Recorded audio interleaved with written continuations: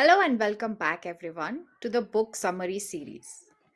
Now today's book is one book that has been discussed in all the best books you should read in your lifetime. So you can look at the BBC list, you can look any general list that the book stores or the authors recommend or editors recommend. So if you go through these 100 books that you should read before your lifetime, you'll find this one book there and we are going to be discussing that book today. So the book is called To Kill a Mockingbird by Harper Lee. Now, it's a Pulitzer Prize winning novel and it was first published in the 1960s.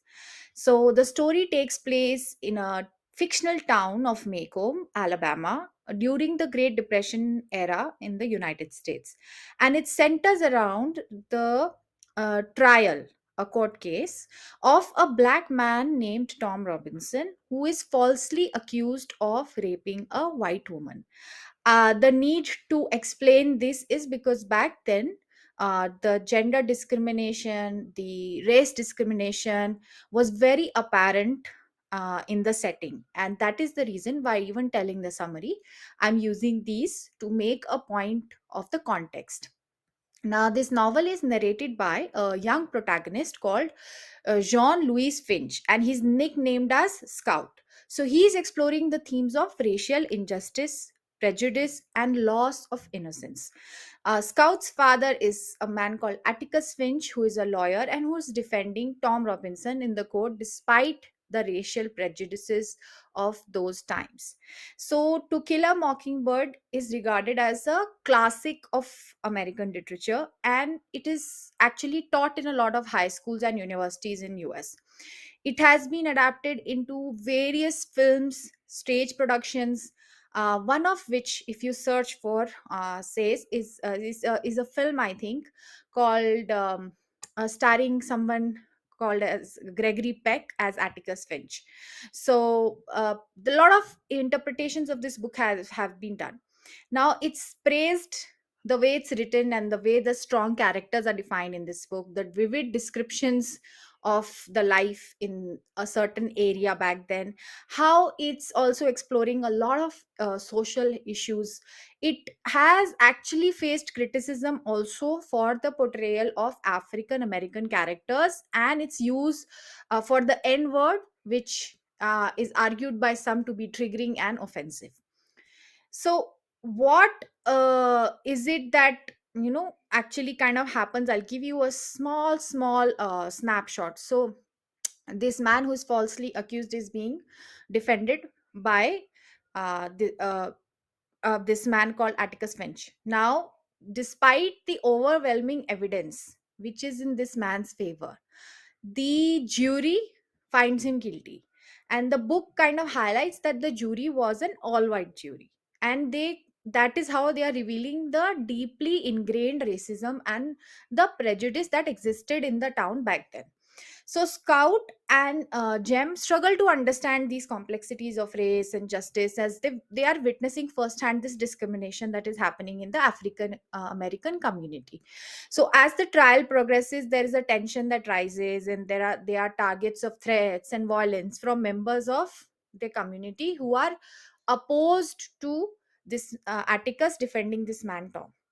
Throughout the novel, you'll see Scout's experiences are of coming of age journey, providing a lens through which you as a reader can actually see the social and racial issues in an unbiased manner.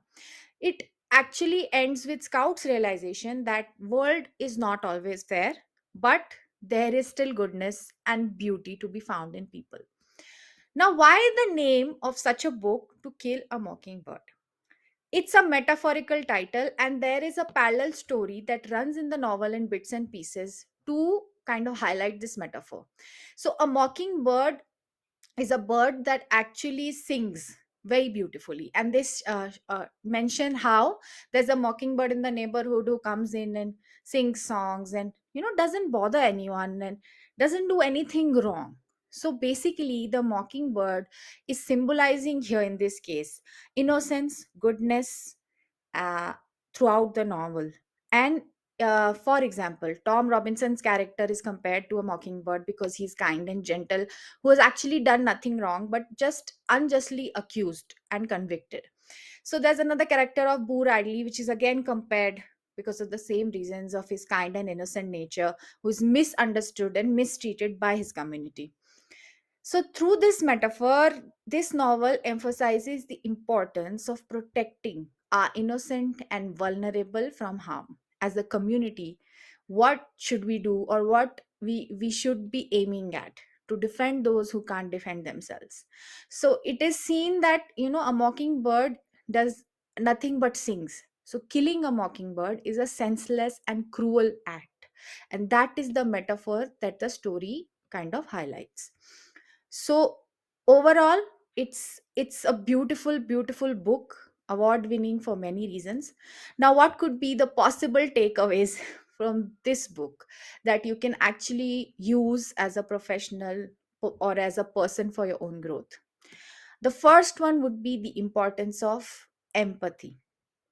So the main character, Atticus Finch, is a prime example of how someone should be empathetic to others.